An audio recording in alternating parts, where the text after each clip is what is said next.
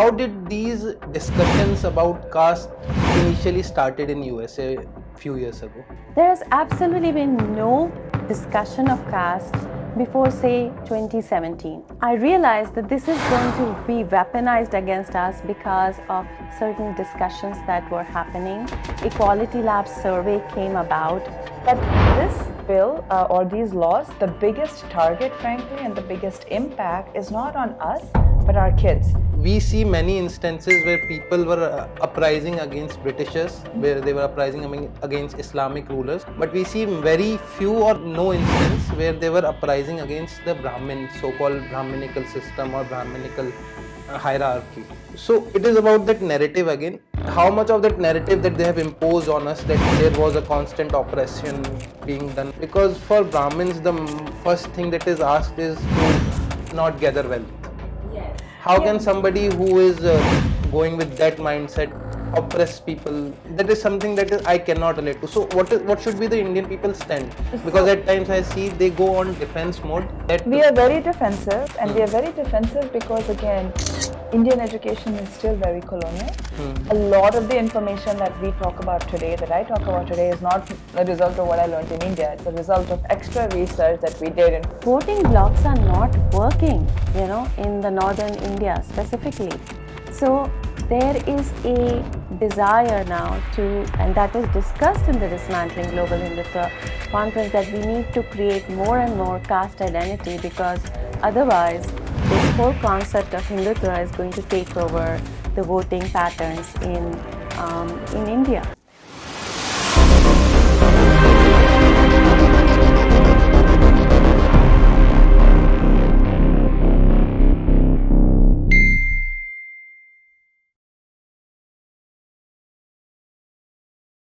Namaste all the Sangam Talks viewers. Today we are gathered here to talk about the caste policies that are being created in USA right now, and how Indian Americans are fighting the caste policies and the weaponization of caste in USA right now. Today we have Richa Gautam ji with us and Pushpita Prasad ji.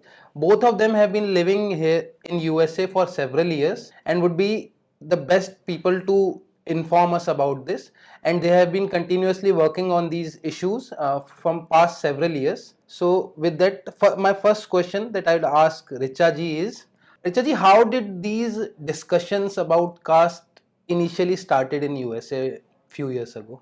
Absolutely, it started a few years ago. Even though we've been living for several years in the United States, there has absolutely been no discussion of caste before, say, 2017. In 2017, I was part of an interfaith dialogue with Hindus and Sikhs, where we were discussing a lot of just trying to understand the commonalities between the two faiths of Hindus and Sikhs, as well as where we differ.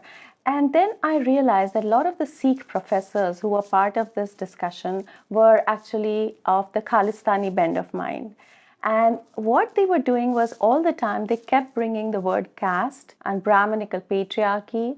And for me, that was the first sort of interaction on caste. And it used to puzzle me as to why this concept is coming in. And then I realized that this is going to be weaponized against us because of certain discussions that were happening.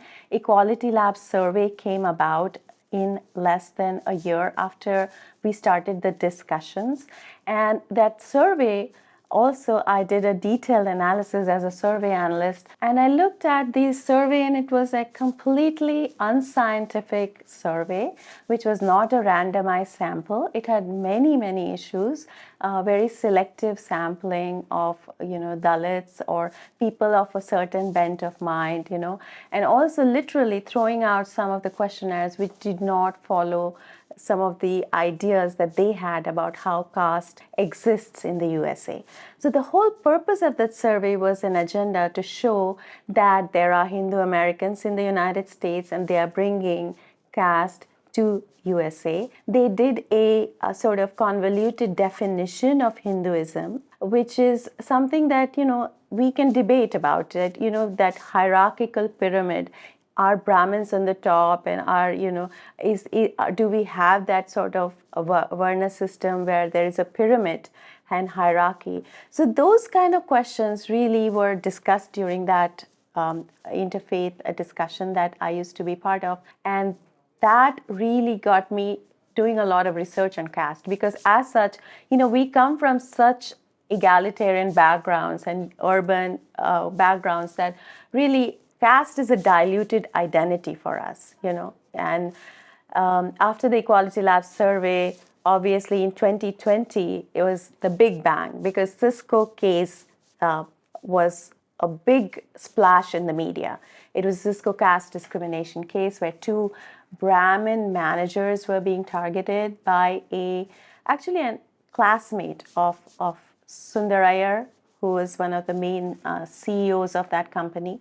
He was being targeted by his own classmate, who he had hired and accused of being discriminatory against him. So that case made a lot of media headlines. And before that case broke out in 2020, there were less than 1,000 mentions of caste in media. So I did a little survey on that also. And after that, there were more than 50,000 mentions of caste in 1 year in that, about the word caste was being included in media reports. So that shows how caste really broke out as a mainstream word. And then Isabel Wilkerson, with her book, just sealed the fate, because she conflated caste and race, and it became a bestseller. Oprah, who's a big influencer in the United States, promoted it, and it was part of every single book reading club. And that is how caste became a common word. But there's more to it, and I think we can talk about it as we go along. But this is how caste just broke out as a mainstream word in the United States. So it was with the Cisco case, we can say. So next I would ask Pushpita ji to highlight her experiences, how she felt about it, and how the experience have been overall about this caste system, caste policies that has been imposed on Indian society or Hindu society of USA. Sure. So I think one thing is, it's very important to remember when your viewers hear us, when we talk, we are from India, Richa and I are both from India, and your viewers live here. And so we bring a certain perspective and understanding of the topic. But this bill or these laws, the biggest target, frankly, and the biggest impact is not on us, but our kids and the future generations that are going to be living in the US. And it's a very precision target at them because if you think about it, Hindus or Indians are like a very tiny minority in the US. And, our struggles are those of normal immigrant Americans. We face racism. We are struggling to understand a new system. Our kids grow up trying to bridge two worlds. And that is what most Indian Americans focus on. Caste does not even register as something, no, irrespective of where you came from. And the trauma that our kids face when these concepts are thrust upon us or thrust upon them. So I'm part of an organization called Coalition of Hindus of North America. And we have worked with dozens and dozens of high school kids and college kids, people who were born and brought up in the US or, came as very young kids. And several of them have shared their trauma at, 7th grade, because 7th grade is when most children are taught world religions. And caste is introduced into their minds as part of Hinduism right in 7th grade. So they study, Islam, Judaism, Christianity, Sikhism, Buddhism, Hinduism, all these faiths. Only one faith mentions caste as part of the lesson. And so we've had lots of kids who have given testimony saying, I was very traumatized when my teacher turned to me and said, okay, we're going to talk about Hinduism. You know all about caste. Tell me about it. There's been role playing where they've been asked to play Brahmin, Dalit, being forced to put themselves in that fake pyramid. So I always like to think about it from their perspective, that you're effectively forcing this issue onto them. Whatever the politics and socio-economic realities of India may be, you are taking them and you're pushing them onto American citizens, American residents born and brought up there. And it's being done deliberately. Richa talked about 2017, but after all this stuff happened, I actually took a look back and I said, if you look at the textbook fight that happened in California in 2013 to 2015, caste was a big issue in that fight. And actually, the founder of Equality Labs first came to prominence in then. And it was very interesting because back then the Hindu community was asking for changes and asking basically for equal treatment to say, when you teach kids religion, either caste should be part of all of them or caste shouldn't, caste is not intrinsic. For that, there was a major targeting that, there was a big battle back and forth. So the same set of players who in 2023 have been insisting that caste is not related to Hinduism are the ones who fought in 2013, 2014 to keep it in the textbooks as a Hindu issue. And so, very smartly, by teaching generation after generation of American kids that caste is only a Hindu issue, you don't need to name Hinduism now when you name these, laws and stuff. And that's actually been their defense, that, this bill doesn't mention Hinduism, it doesn't mention India, why are you guys all up in arms? And we're like, because in the American mind, in the Western mind, caste is very firmly associated with one country, India, and with one religion, Hinduism. We did a small survey actually in this summer where we surveyed just mainstream Americans using a very reputable platform, YouGov. And we said, because if this bill becomes law, at some point somebody is going to end up in a lawsuit, right? And they're going to be in a court where you will be judged by a jury of your peers. And we wanted to say, what will our peers think about the term caste? And of course, no surprises, overwhelming association of caste with India and Hinduism. So, you're not, as an American resident, I'm not really going to get a fair hearing or a fair in a court case if it ends up. So I think it's a very strategic long-term planning that has been done to target the Indian American and the Hindu American community using this as a weapon. So I want to add to that, I think these are very important points. And when she's talking about the bill, it's the bill in California, which has been the biggest fight that we've had. Of course, caste has been seeping in since 2018 in various campuses. It's seeping into various, corporate policies, and also the bills in Seattle as well as in California, the SB 403, which was a long, hard battle of 6 to 7 months that we fought. So the thing is that when Pushpita says that it's been thrust upon us, it is sort of a recolonization of Hindu Americans, because if you think about it, the younger generation, the second generation, has no idea what even if they read about it theoretically in their textbooks, they have no idea what their own, Jati is or varna is or caste is, or, those kind of concepts are not real for them. The immigrant identity is the biggest identity that we carry as first generation, even second generation, Americans, Hindu Americans. So that is an important thing to note. And, as far as the textbook go, I think one of the things that I'm working on is analyzing textbooks through AI-based analytics to basically create an objective study to showcase that, Hinduism is being targeted in a more negative manner than other faiths. So that is one of our hypotheses, and we are going in and doing that study.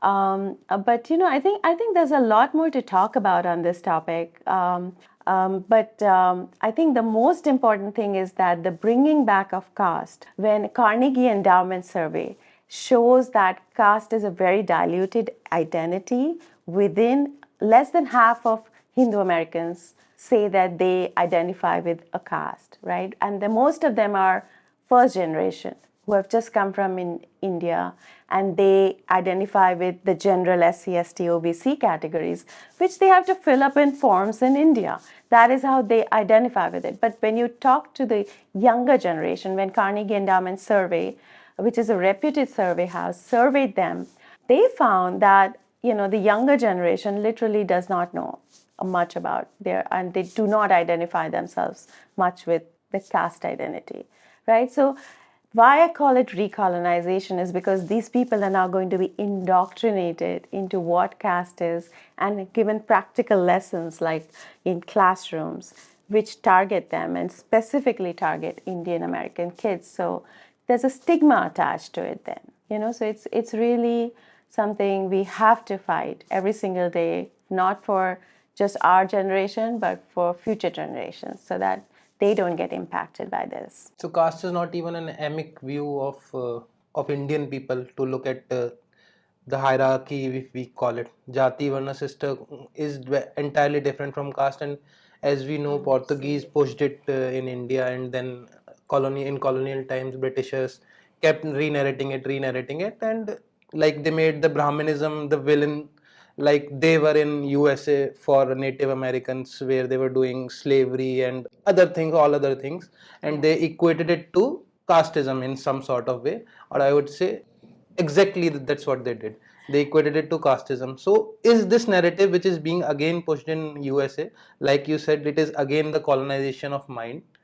Is this being done purposefully by some set of people, or what is the reason behind it? Like in colonial times, we could say that they wanted to subjugate Indian population, they wanted to subjugate Indian people. That's why they were bringing out those narratives to dampen our own self-respect, let's just say that. Yes. Why is it being done right now in USA? What is the reason behind it, according to both of you? I want to ask. Yeah, I think this is an important question. What I'll do is I'll let Pushpita ji go into the, the kind of the narrow view of what's actually happening, because she's been an activist on the ground in California. But I want to give like a 40,000 feet view, so just to set the framework that I see happening, after 1993, when the Cold War broke, was cold, when the Berlin Wall fell, if you know the book by Huntington, The Clash of Civilizations, right?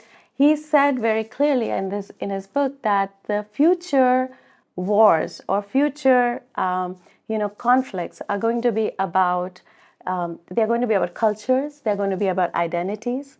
And that's exactly what we are seeing since 1993.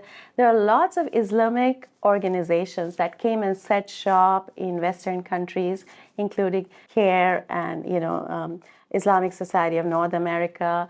And these kind of organizations have built a very strong presence and infiltrated or seeped into American polity. And there is a big progressive left movement that has come about, that has taken over the Democrat Party. And that is a combination of leftists and Islamists, right? And they have actually been pushing a very strong woke identity complex into America. Of course, even in other countries, but we are talking about the US right now. And they have actually built this not just from a caste narrative, also race narrative. So they have this whole critical race theory, critical caste theory, which divides people into the oppressor and the oppressed. And in that, most of us fall into the white adjacent, according to them. And we also are the oppressors. And then there is, of course, the Dalit identity, which they have created. And they are the oppressed, obviously. So it is very important here to note that, again, I talk about recolonization because Dalit, Adivasi, and caste. These were all three terms that were created during the colonial times. And even, I've seen a lot of mainstream people who are sometimes considered experts. They forget this fact that Dalit is not a Hindu term. It's not part of our scriptures. So it's not like the Brahmin versus Dalit conflation that keeps happening. Brahmins as the oppressor and Dalits as is real. It's not, because the Dalits were actually those that were impoverished during the British extraction economy. They were because India was Sone ki Chidiya. It was like the rich country, top 2 countries of the world. And there was a very big middle class that got destroyed because of the economy that the British extracted. Heavy taxation that they were doing. Heavy taxation. They cut down our industries like shipping, textiles, etc.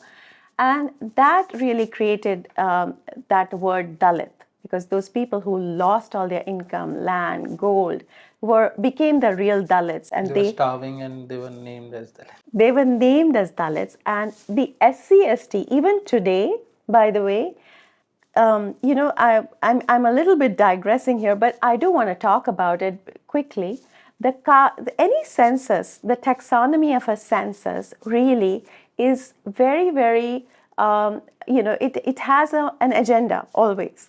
And that is the whole process that the SC/ST category is being utilized in all kinds of studies, whether United Nations does it, whether any NGO does it in India. You will see that they always study SC/ST separately to see how they are performing. And I can do a separate talk on this whole thing, how the census in US also used to do that with blacks, with Hispanics, so the whole idea to study certain groups like the SC/ST as a subset, and to maybe for conversions, maybe for sometimes using them for breaking India forces, etc., is a larger agenda. So that I think the forces going back to the lefto-Islamists at the present time, I think, are the front face of it. Obviously, there is the whole, the old academic sort of divinity schools. They have also participated, Khalistani groups and Breaking India Forces. So there's a nice little conglomerate going on there that is actually driving this whole, caste. That is a facade. The real reason is grabbing power or politics. Absolutely. So it is absolutely. So it is a facade, literally.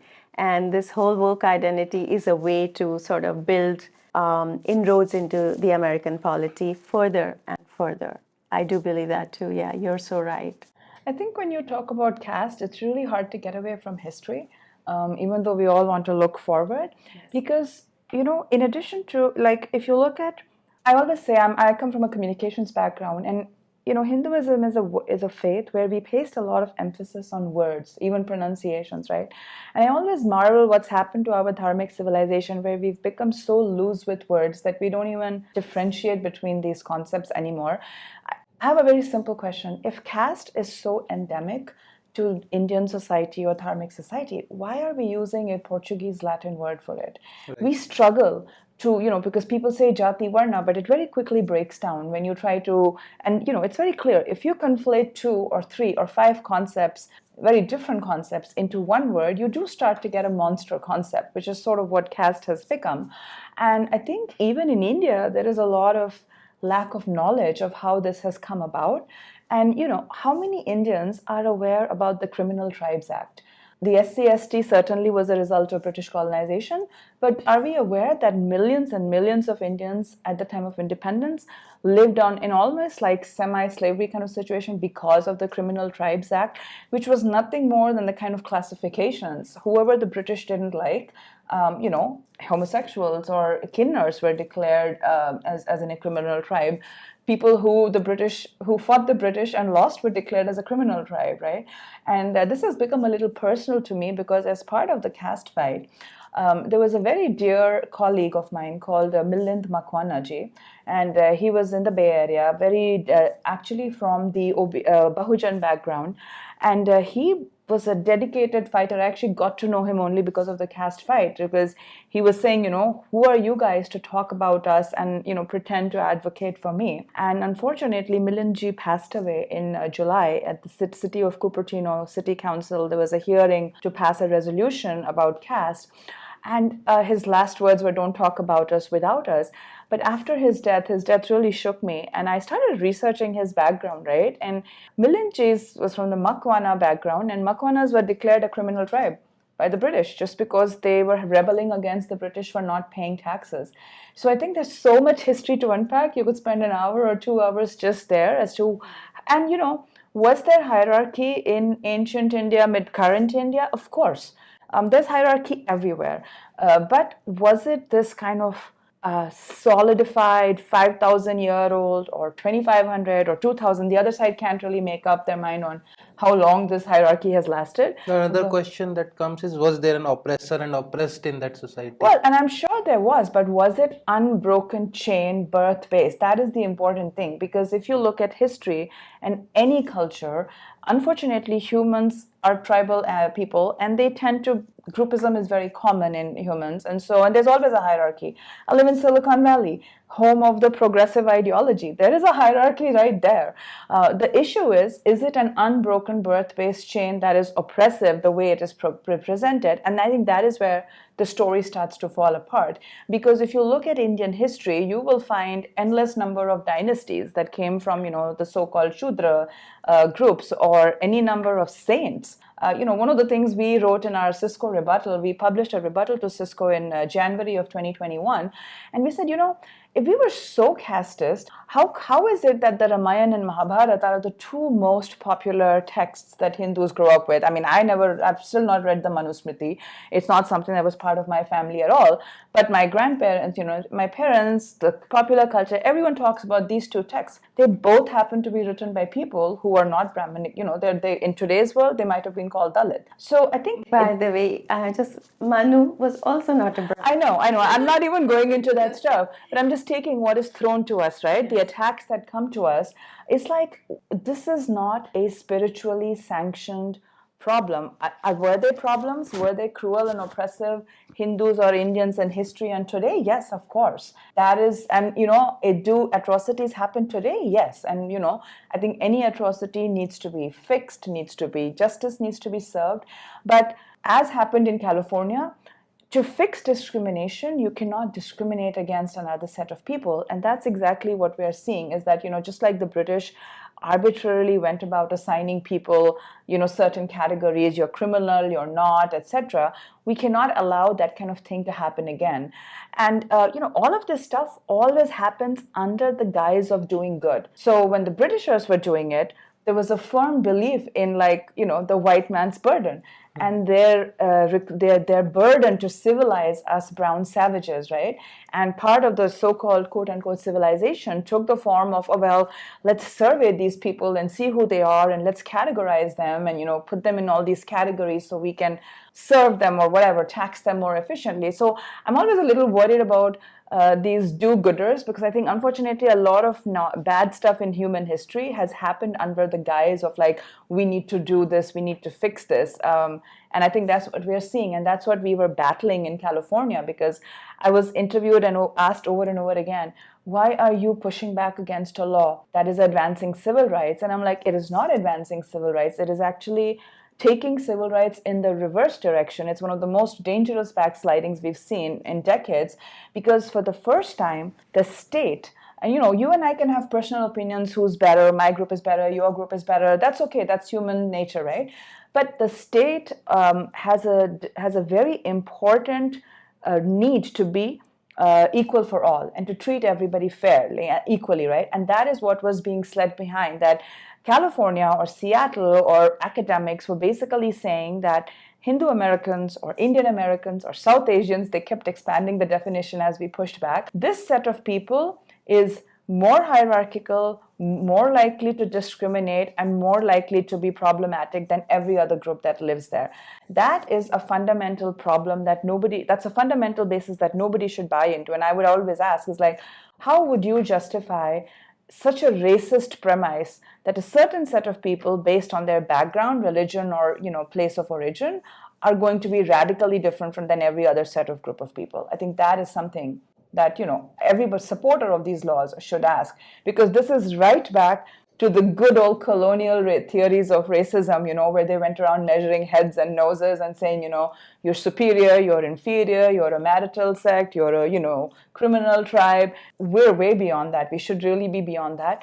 And equality before law is kind of the bedrock of a civil modern society. And that is what is being threatened when you have these kinds of laws. And especially in the American context, because again, unlike India, the American Constitution is very clear. You guys might have read recently the American Supreme Court overruled preferential admission. Harvard was discriminating against Asian Americans in an attempt to get to diversity.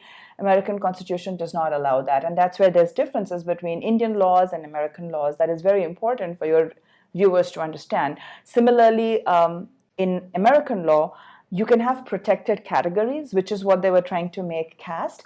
but the protected categories have to be neutral. So like gender is a protected category, which means, a woman can sue a man, but a man can also sue a woman, which is again a difference that is important for Indians to understand, where I think in India it's more like only women are able to claim that they were discriminated on the basis of gender. So this would have been when in all our pushback, or the 6-month pushback, we use this term, this law is not facially neutral. And that's what it meant, that this law is not neutral to everybody that lives in the state or in the country. So I, as a South Asian, was having a caste thrust on me, whether I wanted it or not. And my white neighbor down the road was not being given this, was told you don't need to have caste. So it was like identifying certain groups and saying you have caste and the rest of you don't.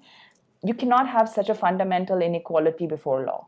I think I would like to just pitch in, because I know that it's a lot to unpack, but also I want to add to it because the SB 403, which has it's something we've like lived day and night, slept on it, dreamt of it, I had nightmares about it. So what I want to say is that we fought this fight, and it's important to understand the American system. First of all, the Constitution is so beautiful, right? The American Constitution is what saved us. We won the fight, which was completely unexpected. We thought we would have to go to the judiciary. So the way the American system works is just the way we have Lok Sabha and Rajya Sabha here. There is the Senate, which is sort of like the Rajya Sabha, and the Assembly, which is sort of like the Lok Sabha. So when the bill was introduced in the Senate, it was, overwhelmingly, almost 34-1 is how it was passed. People said it's a civil rights issue, there is caste discrimination, and it was passed. And then, of course, we were fighting from day one. Even within that, there's the Judiciary Committee, there's other committees, which come to, sort of weigh in on the bill. But everybody, and there is a reason for that, because the progressive left, wherever the progressive left movement has come in, the centrist and the, sort of the true Democrats have sort of been forced to resign. And so wherever there's the whole progressive, clamp down, there's a party whip, and everybody votes according to the party whip. So 34-1 is what we saw in the Senate. But our, rallies, our protest marches, our calls, and meetings with the leaders continued. And that's one important thing I would say, is that American civic engagement really gives you that room to voice your opinion, and they listen to you. And a lot of them started realizing that there is more to this than just civil rights and discrimination, because really there are no real police complaints on caste in the United States. The Cisco case fabrication was documented on castegate.org, which became literally a website that every senator and congressman referred to, and we told them about it. The fact is that despite no caste discrimination, there was this heavy push. And even in the assembly, when the bill came to the assembly, it got passed, but now with a diluted majority. Almost 67% said yes, some as abstained, some said no. So we saw that there was a dilution, and then the bill got vetoed by the governor.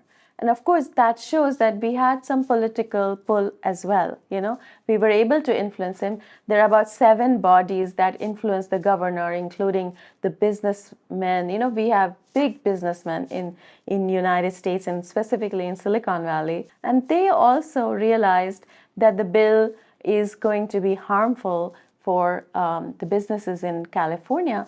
So that actually, if you see that, the Attorney General, all of the bodies that influenced and the donors that donate to Governor Newsom. So I think Governor Newsom took a courageous stand there. And obviously, it was a political stand also, because, he's looking for a bigger role on a national level later. But for him to stand up, it was courageous, and it was very important that we won this fight. And there was an X factor. I've always feel that there was an X factor to this whole thing. Like Milind Makwana passed away. He was a Dalit, marginalized community, and he was fighting against it. And he continuously said that you are talking about us without us. You're telling us that Dalits are being suppressed, but ask me, what do I think? What do the real Dalits think? What the real people? So that fact that he, made such a big sacrifice, his family made such a big sacrifice. The fact that the managers, Sundar Iyer and Ramana Kompella, were completely on the side of truth. They had really not discriminated. In fact, Sundar Iyer, the guys that he promoted, he was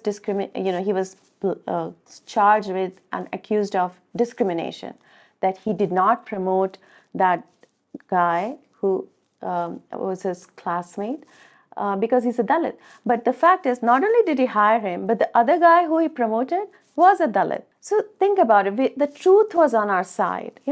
Sometimes we don't give enough credit to the fact that we are on the side of truth. I mean, we did our fight, we did a lot of work, but we had that extra X factor, that really gave us, it gave us that power, that because of which the entire tables were turned. In fact, the other side, they had planned a celebratory party. They thought that they are going to win this. They had their speeches ready. They had their documentary ready. They had their venue fixed where the bill would be celebrated in, Berkeley side. And it was a complete bummer for them to hear that the bill had been vetoed. And that is how we won that fight. One thing I have to add, because the other side always makes this a upper caste versus lower caste fight, and that's why the sacrifice of Milind. Unfortunately, the only Bahujan who has died in this fight so far has been Milindji, and I always point that out. But also, they just sideline everybody who doesn't speak for them. So, like, I'm part of Kona, and Sudha Jagannathan is on our board. She's Bahujan herself. She is the one who led the fight in California. And she was on every call saying, I am a Bahujan. I completely oppose this. Who are you to talk about me? Aldrin Deepakji is a very, he's a Dalit. And he has pushed back against this. Sandeep Dedageji, there's a whole organization now called Apna DB, which have avidly advocated on this issue. But see, they were not the right kind of testimony that they wanted to hear. And Shama Sawant actually pretty much dished them and said, you'll hear from all these people trying to create, she literally attacked all of, Sandeepji, Sodhaji, Apna DB, all of these people in one of her testimony. So this was not a upper caste versus lower caste fight. This was a Hindu Americans of all socially, economic, diverse backgrounds standing up for equal treatment. That was it, actually. All we wanted was equal treatment. And it's really sad how hard we had to struggle for that, because it was I can tell you, 2 weeks from the time we found out this law was being changed, and I come from Senator Wahhab's district, the lady who introduced this bill. And she introduced it in a very sneaky manner. She introduced it as a very innocuous bill. On the last day possible to amend a bill per California processes, she completely changed the text. And oh, by the way, this change was announced by Equality Labs on a local Bay Area NBC channel. And it was tabled in Senate the next day. I can't imagine such a strange situation where a Senate finds out about a bill after it has been announced on media, right? And so we swung into action that very evening when we got information about that interview. And 2 weeks after that interview, Indian Americans, such a laid-back community, 250 of us were in front of Senator Wahhab's office asking for our voices to be heard, because she's my senator. She was the senator of 200 people who showed up there and said, Senator Wahhab, We are your constituents. You have not even bothered to have one meeting with us since this bill has been announced. We have been emailing you, calling you, asking for a meeting. You're not meeting with us. And we kept up the pressure. April 4th was that first one, April 25th, in July and September, and lots of small demonstrations, people going to meet their lawmakers in person.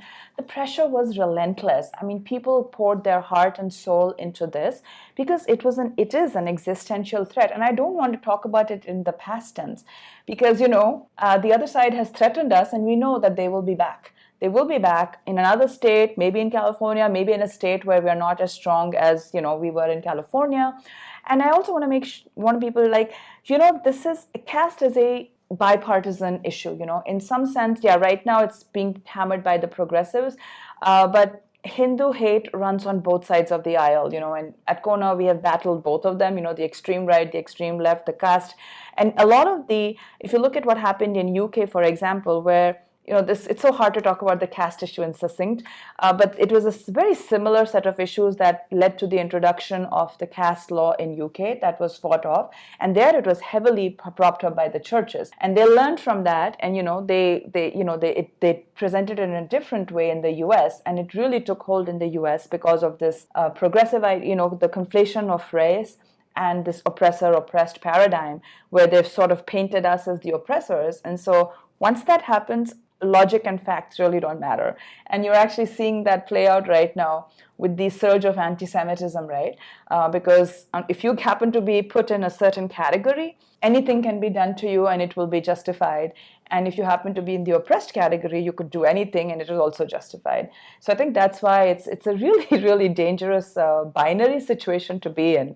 And I think it's very important that Indians in India, Indian Americans, Hindus everywhere, they get educated and they get the power to fight back, because it really is something that you need to speak up for yourself. I come from the comms industry, and there's this old saying that if you don't tell your story, somebody's going to tell it. And that's what's happened to us. Other people have told our story to us. I just wanted to say that, yeah, definitely, when you don't define yourself, others will define you, and that has been a problem, right? About the Jews, I just want to say that it is the very same actors, right, who are against us as Hindu Americans, who are now, during this Palestine versus Israel conflict, the campuses of America are rife with strife. There is such heavy pro-Palestine demonstration going on in every campus. And if anyone has been following it, you know that, there has been a commission set up to sort of, at least a hearing set up to interrogate and question the deans of Harvard and Penn, UPenn, and is it MIT? MIT, because, there has been such heavy anti-Semitism going on those campuses. And actually, we have faced the same thing and we have spoken out, but obviously we don't have that sort of clout. Yeah. But the Jews have been able to get the professor or the dean resign at UPenn, who was, really sort of dismissive about all of the things that happened on their campus. And there is also, targeting of, and at least students who have been very openly anti-Semitic, they have been named and shamed, and they are going to have possible repercussions on their career. So the fact is that we are slowly realizing that we do have to build our clout and make our voices heard. And also, I think we need to put our money where our mouth is, yes, right? We definitely need to do that. So I think I just wanted to bring that out.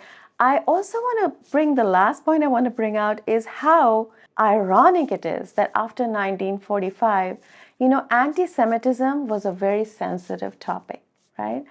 Of course, what happened after 9/11, even though that was an attack on American soil by radical Islam, what has happened is Islamophobia has become a very, very triggering and sort of sensitive topic. And so anybody who says anything, against say the Muslims, or even the word radical Islam makes me sort of, they could come back to me and say she's Islamophobic. And so that whole switch, the switcheroo between being more sensitive towards anti-Semitism, that whole paradigm has been shifted now to Islamophobia. So that people are just more sensitive to Islamophobia now, and Israel is being called the apartheid state, and so it's very ironic how controlling the media, controlling academia, they have been able to influence children to become so ingrained and indoctrinated into that understanding that yes, Palestinians are right, Israel is wrong, Hindus are wrong, and Islam is right. They are the minority in India and they are being persecuted. So those are the other bills that are going around. We can't even talk. That's a whole different story. But yeah, so that's narrative has become such a big weapon. The answer to anti-Semitism is Islamophobia. Like they counter it with that. Well, see, what I'll say is, again, from the perspective of the Indian American and the Indians, right? Again, it's important to remember that we had a Dismantling Global Hindutva conference in 2021, where 60, 80 of the top universities, Canada, US, India, came together to bash Hinduism effectively, and there was no price paid for it. And there is Holi Against Hindutva that has been happening for 3-4 years on various prestigious US campuses, and there is no downside to it. So, and unfortunately, our industrialists and our community, for all its wanted success and riches, has not, has not invested in building its own institutions, its own channels, and frankly, to stop funding our haters, right? So that's an interesting conundrum. So I'm quite worried about how this will play out.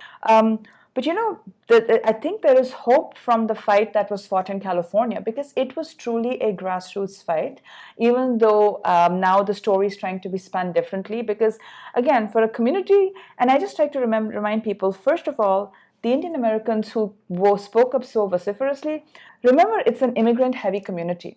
An immigrant-heavy community is always going to not really know how to participate in the political process, right? I mean, we've literally had people who don't know what a state senator is. And that's fine, because, they've been here only for 10, 15 years. It's not a top priority, and most Americans are not super political.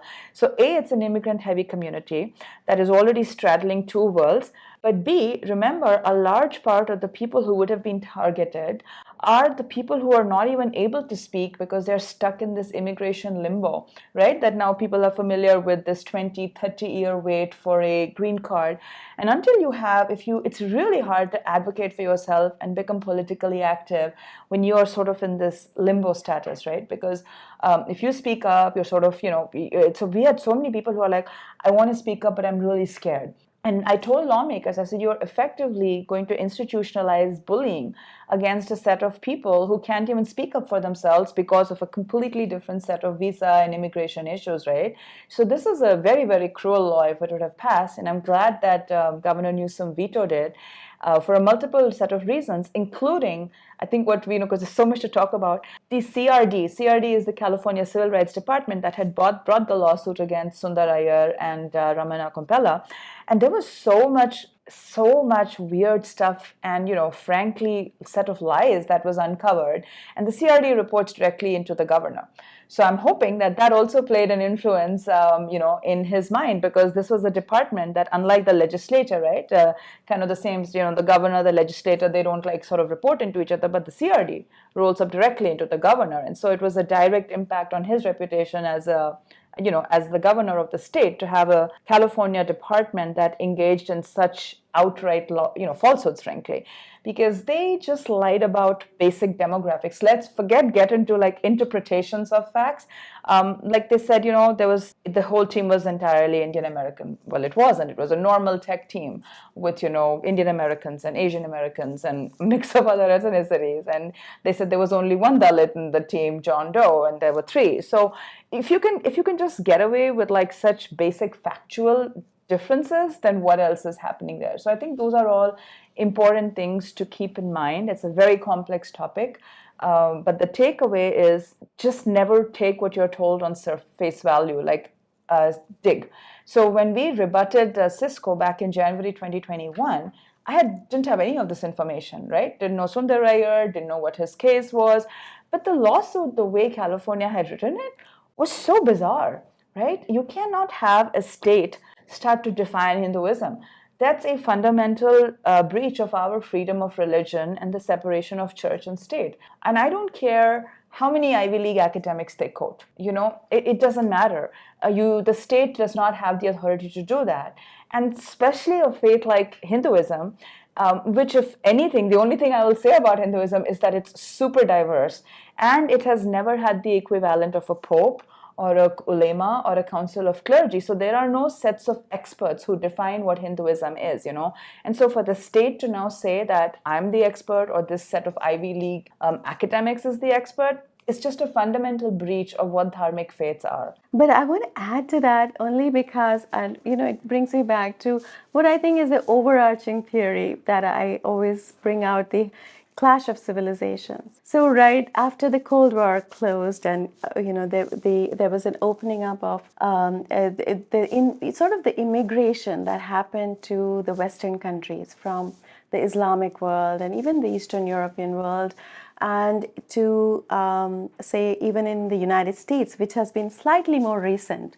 What is going on, what Pushpita ji just spoke about, is the infiltration into American politics, which I have seen how effective, meritocratic, and efficient it has been for so many years. But now, as the progressive left becomes more and more builds more and more inroads, what we are seeing is that corruption, which is what Governor Newsom knew even before CasteGate happened. CasteGate is a website that I created to just show, with the help of lots of volunteers, to show how the court documents themselves show that there is a lot of corruption within the Civil Rights Department, which is handling this case of Cisco. So that corruption had been experienced in the past in other cases like Activision, Riot Games, or other corporates, because the progressive left movement is a socialist movement. They are targeting American business, right? So these businesses are being targeted through American agencies like Civil Rights Department. And Cisco is an additional case that happened. We got embroiled in it as Hindu Americans because it's a caste case. But what I'm trying to say here is that corruption comes in when these lefto-Islamists come in. There is a targeting of people and the woke complex that comes in. They're trying to create a sort of a Jai movement, like you'll see in University of San Diego, I think, where they have said that they want quotas for Muslims and Dalits for, faculty positions. So the kind of movement that goes on is unconstitutional. It disregards American law, and it tries to create a sort of nexus of oligarchic model, which is feeding on sort of negative corrupt ways of social polity. So that is exactly what I think we have gotten embroiled in, and we are sort of witnessing, and we have become we've been strong enough to fight and win this one, but we'll see how it goes, because there is I think rumbles now happening in New Jersey. So this is not something that is ending very soon. I think this is going to go on, and unfortunately, a lot of these, I think Rajiv Malhotra ji calls them the useful idiots. There are lots of Indian Americans who are siding with the progressive leftist, so the left Islamists. So it's like we have politicians in California itself, and we have some in New Jersey also. So we have to wait and see how that rolls out. Yeah, you can see the work done by Professor Salvatore Babonis on this, and he just published he's done a lot of writing on this, and he just published a recent report where he said that there's been this unlikely trio coming together to target India and Hindu Americans using the that was the title of his report, actually, the weaponization of caste. So an excellent resource that people should refer to. So before we close this session, I have one last question. It is about educating ourselves. It is about seeing things from our own point of view. Again, coming to my previous question, like you said, Milanji's tribe was criminalized by Britishers just for protesting against British. Right? Not paying taxes. Not paying taxes, right? I was reading a tweet somewhere. I am not able to quote who it was, but it said that we see many instances where people were uprising against Britishers, where they were uprising against Islamic rulers, but we see very few or no instance where they were uprising against the Brahmin, so-called Brahminical system or Brahminical hierarchy. So it is about that narrative again. Is that there is some truth to that narrative that upon the basis of this caste system, which is not again an amic system, upon the basis of this caste system, was there oppression being done in India prior to, let's just say, 1100 AD, before the Islamic invasion, and what was the level of it, and how much of it was being done at the time of Islamic rule and then British rule? Because at the time of British rule, I would say most of the people in India, they were poor, malnourished, they were suffering. Yes. Some of them were at odd points of power and they were exploiting people, that is for certain. But how much of that narrative that they have imposed on us, that there was a constant oppression being done by higher caste? Because for Brahmins, the first thing that is asked is to not gather wealth. Yes. How can somebody who is going with that mindset oppress people? That is something that I cannot relate to. So what should be the Indian people stand? Because at times I see they go on defense mode with that. We are very defensive, and we are very defensive because, again, Indian education is still very colonial. A lot of the information that we talk about today, that I talk about today, is not a result of what I learned in India. It's a result of extra research that we did. In fact, I never thought I'd spend so much time thinking and talking about caste.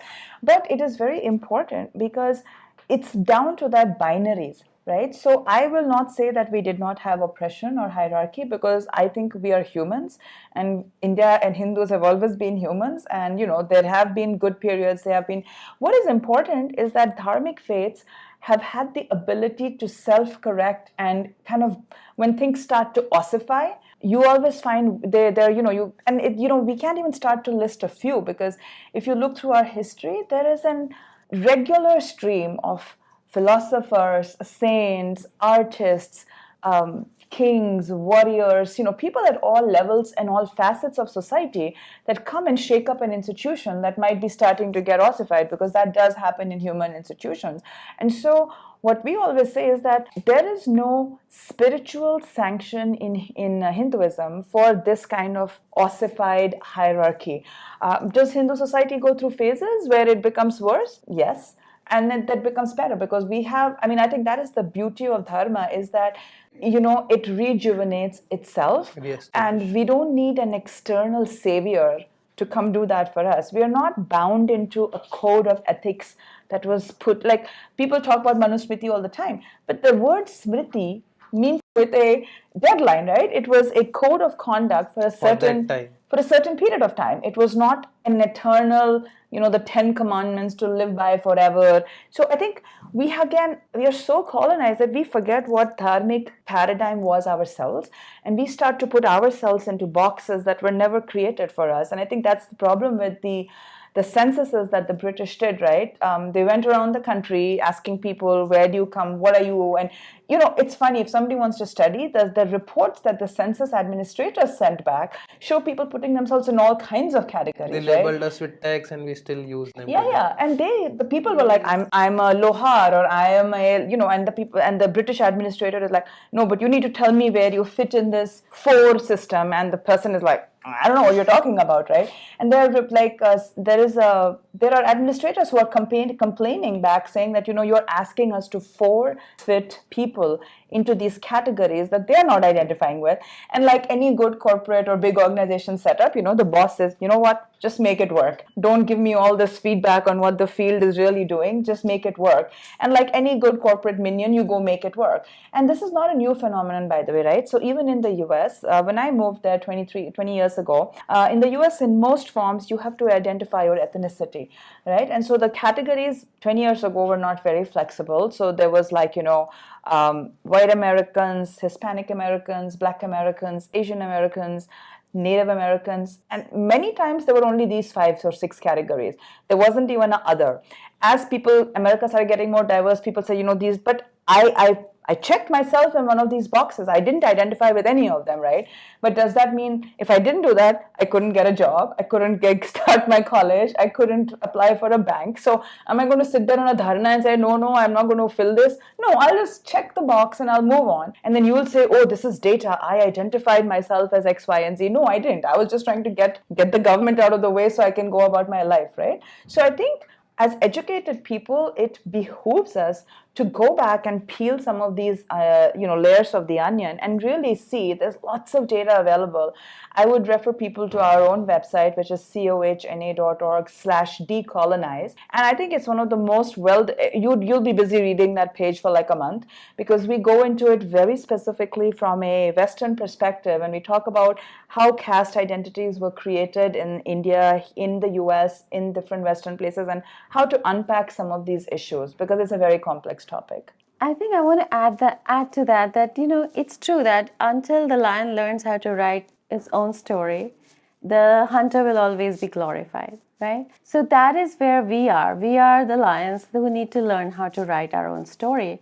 And, it's good that there is a Manthan. There is this churn going on, because otherwise Pushpita ji and I would never be talking about caste, and we would never have studied so much about caste, and I created a whole website called castefiles.com for that very purpose. Why is there a Bihar survey coming out?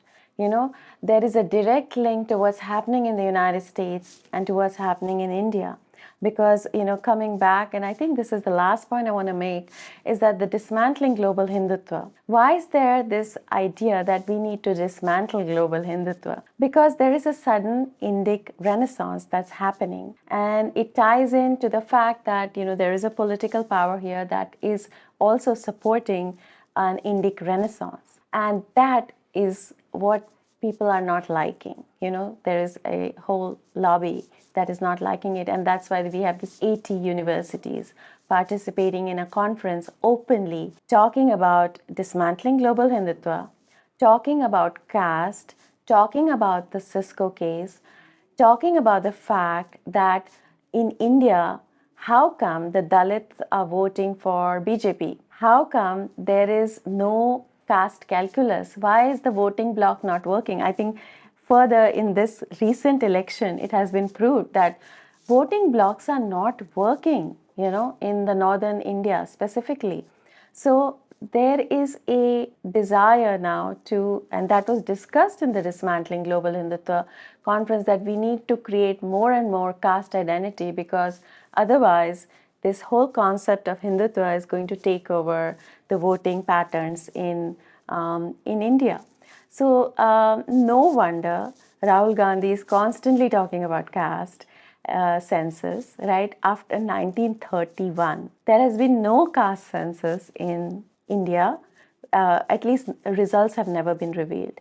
But in Bihar, they created a caste survey. And what is happening there? It's just an extension of that old policy, divide and rule. Divide and rule. They're trying to create something like what is happening in the 80% quota systems, which they think is working down south. They want to create it maybe up north to see if that is going to create some sort of, election results for them. So a lot of this is very complex, and there are lots of layers to it, as I think Pushpita ji also said. And we really need to sort of keep watching the game, because this game is going to continue. There's a 2024 election that is coming up. And so I think that crescendo of narratives is going to keep continuing, and the rumbles are going to be felt not just in USA, but in India as well. But I'll also say this is truly, I think, again, like everything, it goes through ebbs and things. And right now we're definitely seeing a rise, but this is an old, ancient weapon against us that, predates a lot of I always like to say Hindu hate is bipartisan. It comes from all sides of the ideology. It's a global issue, right? We're talking about it in US, in Canada, in Australia, in UK, so many European countries. Lord knows where it's coming up. And we talk about the textbook fight. That was 2013. So this is the UK laws were like the early 2000s, right? So this is a problem that is not going to go away. And the only answer is really to get educated, but more importantly, speak up for yourself. Like really speak up for yourself and learn your own identity and tell your own story. There's no alternative to that. There's no quick fix to this. There's nobody going to come and wave a wand and fix this. And I just look at the Gita, right? Krishna doesn't tell Arjun to go do puja or do a party and he'll do his Sudarshan Chakra and fix everything. He says, no, you got to do your work. And I think all of us need to do our work. There's no quick fix around that. You have to take this responsibility. We have to take the responsibility. With that, we'll end the session. Thank you, Richa ji. Thank you, Pushpita ji, for joining us today. Thank you for sharing your valuable insights. I'm sure all our viewers have learned a lot today.